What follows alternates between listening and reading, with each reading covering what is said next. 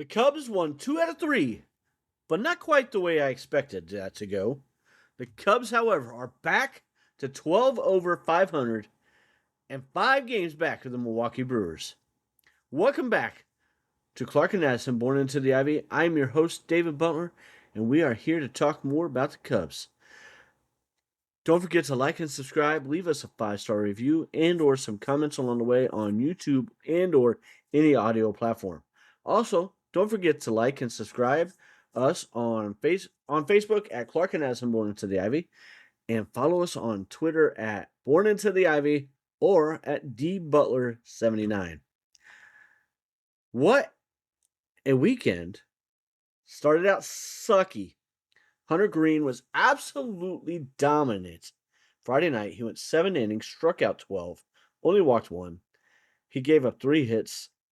I will say, I don't think that the Cubs had some of their best at-bats in that game, but it could have just looked that way because he was pretty damn dominant. There's no ifs, ands, or buts. They had 16 strikeouts. That doesn't happen often to this team. But Hunter Green looked like Hunter Green, frankly. It was his second start back of the season, and he was dominant. Shota pitched well overall. He was solid. He gave up 7 hits, had I think 1 walk, and he was only able to go 5 innings because he was right at 100 pitches. Trent Thornton looked really good in the 6th, and then Jake Woodford got knocked around in the 7th, gave up 3 more runs. Cubs lose 4-0. I mean, the bats just didn't do anything even in the last 2 innings. Just not their night, right? Javier Assad on Saturday, though, was cruising through his first 3 innings, then had a bit of a hiccup, gave up 2 home runs in the 4th, and then had a really nice 5th inning. That was all the Reds managed off him in the game. Cubs added a run in the 5th, and then 2 more in the 6th and 7th, as the Cubs win 5-3. Drew Pomeranz did give up a run in the 6th, but he was able to earn the win for the game. While Caleb Thielbar, Jacob Webb, and Ryan Rollison all bridged the gap to Trent Thornton, who only threw he got 1 out in the game on Saturday night, but he got a save, his 3rd of the year. And the Cubs able to shut it down and keep the Reds from getting anything else. So split to 1-1 now. Carson Kelly and Alex Bregman each hit a home run in the winning effort, which was fantastic. Sunday's game, Matthew Boyd pitched well, except in 1 inning, and that was the 3rd, where he gave up 4 runs. So Matthew Boyd has now had 2 starts in Cincinnati in his career. I believe that's total in his career. And in both those starts, he had a 4-run inning. He started against them last year. At least he's just a 2 for the Cubs. He started against them, and then that first inning last year, he gave up 4 runs, and then he gave up 4 today in the 3rd. So capped off by a 2-run homer off of Suarez. God, I can't stand that guy. He's now got 38 home runs against the Cubs, and he's not even played a complete season against us, like total games. He has just dominated us, though, and he is great against lefties. Going into that at-bat, though, he was 1 for 13 against Matthew Boyd. So it is what it is. Like, it's going to happen. But it just kind of sucked. So the Cubs had scored 2 runs in the 1st off a pair of doubles from Bregman, where PCA scored, and then Bush had a double that scored Bregman. So got us off to the right foot. And then they added 2 more in the 4th off a up-the-middle ground ball that took a terrible hop, hit the base, and just went crazy. And so gave Alcantara 2 RBIs, which was good for him. And it just took a wicked hop. Then to cap off a 4-run 7th, Alex Bregman hit a 3-run homer as the Cubs win 8-4. This has been kind of a bullpen by committee, but Hollowell and Webb were the keys today.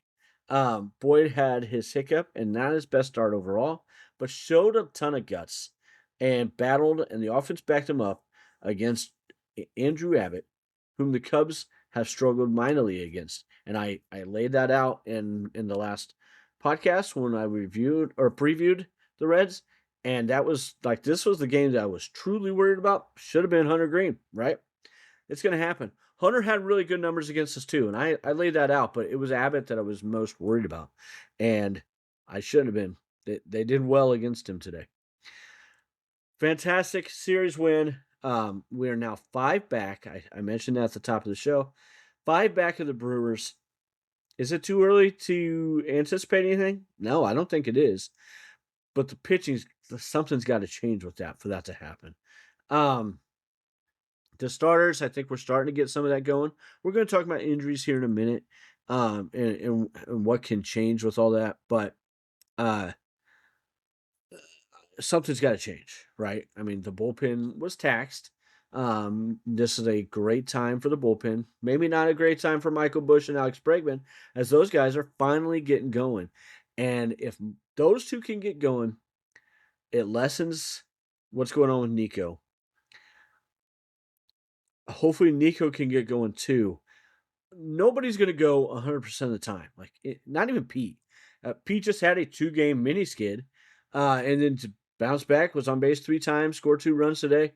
That dude, I think, has really figured something out. I've already talked about this, and I'm going to talk about it some more because it's just been really impressive what he's done. But most of the players are going to have more prolonged gaps where they're not producing, but the other guy's got to pick them up when that's happening. Dansby starting to cool off a little bit, maybe. But if Bregman and or Bush can get going, that would be huge. Nico needs to get going. Carson Kelly has been a steady force. Like, he's not had huge gaps, but he's not had any time where he's carried the team, kind of a la like Dansby Swanson did for a short time. These 7 teams are the only teams that I think are surefire. I'd be shocked if they're not sellers. Right now, every one of them are at least 5 games out. They're all 6.5 out, to be honest, of a wild card spot. The Rockies, Giants, Mets, Reds, Royals, Angels, and A's. And we can mark one of those teams off. I mean, short of something big, the Reds aren't going to trade us anything big, unless we overpay. There may be like a bullpen guy, but they're pretty depleted with their bullpen right now as well. So we'll see. Like, in the midweek episode, I will talk more in depth with all that, about guys who I think we can trade for, guys I think we can trade. I will have a whole lot more concrete information, as well as doing the preview for the Twins series. So, and we will have a breakdown of. I will have, and hopefully I will have Matt or Eli on here. I don't know for sure yet, but I would love to have them on for the midweek show. It is Matt works in HVAC. It's crazy time for him. Eli has been crazy busy this summer. They both coached baseball for Matt's youngest son, Eli's little brother. It's just been a crazy time, and like, we all get it. But I would love for them to be able to come on for the mid-season. We'll do an NL Central breakdown too, and where we think everything is with that. So, but injuries, a lot of updates here. Ethan Roberts threw off a mound in a bullpen session on Wednesday and was expected to throw one again before the All-Star break. So maybe today, I'm not sure. I haven't heard anything about that today. If all goes well, with both, maybe he will have a rehab assignment soon. Ben Brown has started to increase activity to tolerance, so as long as he can withstand it with his injury, including plyo ball work. He will start a throwing program after the All-Star break as long as he remains asymptomatic. This is all, again, via MLB.com. Hobie Milner still out with the emergency appendectomy, out at least 4 to 6 weeks, and that was at the end of June. So through July, mid-August, probably mid-August. And that sucks because Hobie was really killing it. Jameson Taillon on Saturday pitched 4 2/3 innings in a rehab outing in Iowa, allowed 0 runs, struck out 3, walked 1. And I think had 1 hit. Should be able to make his next start in the Major League Baseball season after the All-Star break. So that would be a huge addition to the team. I'm going to make the case of I think Colin Ray deserves to stay in the rotation over Javier Assad. However, I also think Colin Ray can and will be much more effective than Javier Assad coming out of the bullpen. And God knows we need somebody to help alleviate some of what's going on in the bullpen. So I'm going to make the case that I think Assad should stay in the rotation and Tyone should go in place of Colin Ray. And I know that seems like it sucks and it's almost like a punishment to him. It is in no way. Like, I trust Colin Ray to adjust wherever he's doing, pitching out of the rotation and or bullpen better. That's just, and I think that he will be more comfortable adjusting to that. I don't think Javi will be as comfortable with it. So I could be wrong though. I mean, I know he's had two really good key appearances, but that's been more as a long man type guy, and not so much coming in this fifth, sixth, seventh inning and tight area. You know what I mean? I think I would trust Colin more in that situation. I also would trust Colin more than David Peterson. I don't know if that's even a possibility. The nice thing about Peterson would be the dude induces so many ground balls, and then coming in a situation where we really need that ground ball. But I think that Peterson can be more effective in a rotation right now. Edward Cabrera will throw a bullpen during the All-Star break, and they will reassess after he gets done with that. Palencia has resumed a throwing program starting on June 29th. He will go to Arizona during the All-Star break and start throwing off the mound after the break. Justin Steele resumed a program on the 22nd of June. Hoyer did say he is not expected to be able to start this season. Goal is to start throwing off a mound the first week of August. So that seems, I think they're going to be extra cautious with him. I'm hoping that he can be somewhat of a weapon in September out of the pen. That's my hope. We talked about Shelby Miller some last episode. Riley Martin and Hunter Harvey both starting throwing programs as well. Martin, the hope is that he will be back sometime in August. No idea with Harvey.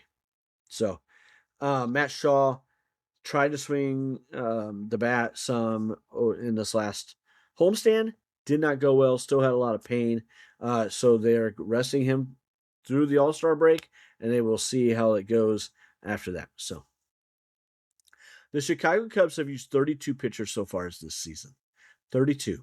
We just talked about Maton is already back on the active roster, but Roberts, Brown, Milner, Tyone, Cabrera, Palencia, Steele, Martin, that's 8 guys that could possibly come back. 2 of them in the rotation. The other 6 in a bullpen. Now, we all know, and I didn't count Maton in that. We all know that a lot of things can happen. Like there could be more injuries. Knocking on wood. I'm not trying to invite that at all, but that's reality, especially of this season, right? So that's a whole lot of guys that can be added into the mix. But none of them, outside of Palencia, no, that's not true either. If Brown, but I think it's a huge if with Brown and Steele. If one of those two, if not both of them, that would be a huge potential impact as well with the stuff that those guys both have. But I don't think it's something we can, quote unquote, rely on. I think that the Cubs need to go after a high impact, high leverage bullpen guy to pair with Palencia. And nothing's guaranteed with Daniel either, to be honest. But that seems a whole lot more likely and possible to me of the 3. I'm excited about Hobie, but I think we need one more guy to pair with one of them. You know what I mean? And make it and Maton. 4 to 5 guys that we need in high leverage is not asking for too much. Like those are the guys that we need to be able to pitch in high leverage. I don't trust that Maton is going to be one of those guys. I do believe that he's had a ton of injuries that he's dealing with, and that's the issue. Maybe Riley Martin can come back and help with that too. I don't know. But I would feel a whole lot better if we traded for one big impact, high leverage bullpen arm. And I think we need to trade for at least one big time starter. And I mean big time. Right now, Matthew Boyd and or Shota Imanaga is the ace, and I'm not comfortable with that. And I don't think that the Cubs are either. Not that I love those guys, especially Boyd, and I trust him in a big game. But if he's our one, that's just not setting us up for success. You know what I mean? I would feel much better, even with the way he's pitched, with a guy like Freddie Peralta or something like that. I don't think Skubal is going to be available. I think that they're going to go down to the wire unless they just completely falter. So I think anybody who might be wanting him is wishing too much. I know that the Giants said Logan Webb is not available. I think that they could be enticed with the right package. The question is it worth giving up a huge package for a guy who's like a 1A? He's not a 1-1. He's not like that stud 1. But he is a really good pitcher who's very capable of a lot of things. And I do think that it's worth it, ultimately depending on what you got to give up. If we have to give up Hartshorn and Moises and or Pedro or Matt Shaw, like some kind of 3 of those out of 4, I don't know if that's worth it. You know what I mean? I just don't. But I would certainly be willing to give up 2 of those 4, and I really don't care which ones.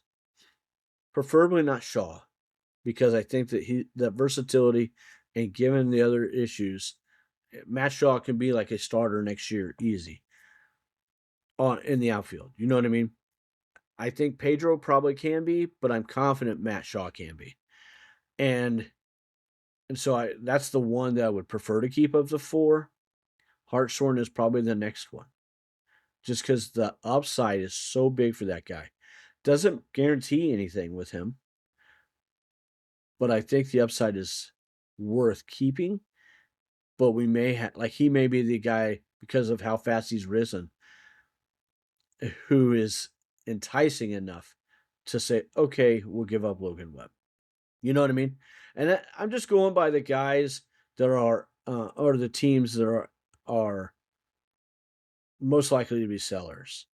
Freddie Peralta and then Logan Webb, they're the best ones of these guys. Seth Lugo doesn't move that needle the same way. Michael Wacha does not move the needle that way. Jose Soriano does not move the needle that way. Reed Detmers doesn't. Nobody from the Rockies or the A's even comes close. The A's or the Reds have a lot of high-end talent, but they ain't trading. 1, they're not trading them. 2, this is probably number 1. They're not trading for the Cubs. They're not. I don't care what else is going on. Their starting staff and starting guys have way too much talent and are way too young to be trading away to guys or teams like the Cubs or anybody. I mean, short of being just absolutely blown away, where the Dodgers could do that, it's not going to happen. You know what I mean? But the Cubs can't do that and afford to. They just can't give up that much and do that. And I don't think that the Reds would even consider it, because it's the Cubs, and they shouldn't really. So, but 132 or 32 pitchers so far this year, that's a lot. That's just crazy. I am going to go over the Cubs' top 4 picks. They were in the first 3 rounds, and then we will touch more about that in the next episode as well, and I will break down a whole lot more with it. That they had 17 picks, and 14 of the 17 so far are pitchers. And that's huge, because the Cubs had one of the worst pitching depth in the minors, bar none, prospect-wise. Going into this draft, I don't think you can say that anymore. They have really addressed it. I really like this kid who they picked with the 23rd pick in the first round, Cade Townsend, right-handed pitcher from Ole Miss. His grades are, and this is on a 20 to 80 scale for anybody who doesn't understand the scouting scales. A 55 overall. He is considered high risk. And that just means that he's got a high ceiling, but he could bottom out too. Like, you know what I mean? His fastball is 55. This is via Bleacher America or Baseball America. MLB Pipeline has curveball, slider, and cutter all at 60. Baseball America has those at 55. His changeup at 50 and control at 50 as well. Their second pick was an outfielder named Caden Sorrell from Texas A&M. Again, overall 55, high risk. He has a hit tool of 40, so that's a bit low. However, he's got 55 power, speed of 55, a field of 50, and an arm of 60.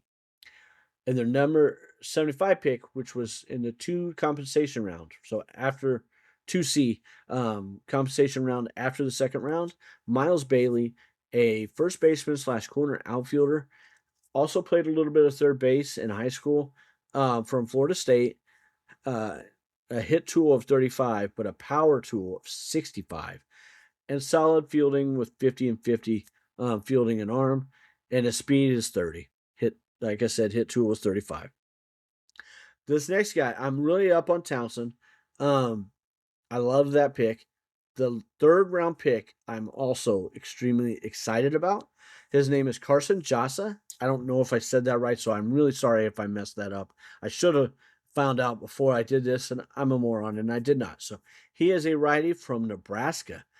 Overall, 45 with an average risk. So he's got a bit of a lower ceiling, but a higher floor. So that's a good thing. But I think that he could be a strong bullpen guy, and this is why I think that. His fastball is 55 and his slider is 60. Curveball 50, changeup 40, and controls 40. If they can get that control up to 50 and having a fastball that might improve to 60 and a slider to 65, if he could focus on those two, this guy could be a dominant bullpen guy. And I'm not saying they shouldn't try and make him a starter. I think that that's definitely what they will try and do at first. But at the minimum, I think I could see this guy being a high-end bullpen arm that the Cubs can develop. So, and I haven't dove in too much to the rest of it. And I will do that going in for the next episode. And we'll get a whole lot more information and talk about any of the other upside guys. So just don't forget, anybody who doesn't know or doesn't remember, Josiah Hartshorn was a 6th round pick, and we haven't even gotten to that. And he's now by Baseball America, he's the number 1 prospect. And by MLB Pipeline, he is the Cubs' number 3 prospect. Baseball America also has him ranked 29th in the top 100. That's pretty phenomenal. And a huge jump for the young man. So all kinds of things can happen later in the draft, especially if you're drafting a guy with signability concerns. And the Cubs threw $2 million, which is a record for anybody drafted in the 6th round, at Hartshorn, and he signed. So you just never know what can happen. Players of the week, and then we will be done. Seiya Suzuki for this week. Just edged out Pete. 2 doubles, 0 triple, 2 home runs, 4 runs scored, 6 RBIs, a stolen base, 350 average, 381 on base percentage, a 750 slug, and 1131 OPS. Matthew Boyd was my starter of the week. 2 games started, 12 and a third innings, a 3.47 ERA, and a 2-0 record. And Jacob Webb, relief pitcher of the week. 4 games, 3 innings pitched, 0 earned runs, 100 average, 300 OPS against, and 2 saves. And also came in 2 very key spots before he was eligible to, earlier in the game, and helped the Cubs get out of some big jams. So don't forget to like and subscribe. Don't forget to follow us on Facebook at Clark and Addison Born Into the Ivy, and or on Twitter at dbutler79 or at Born Into the Ivy. I'm David Butler. Thank you very much. Follow us on YouTube and or any audio platform. Have a great day, and let's go Cubs. Go, Cubs, go!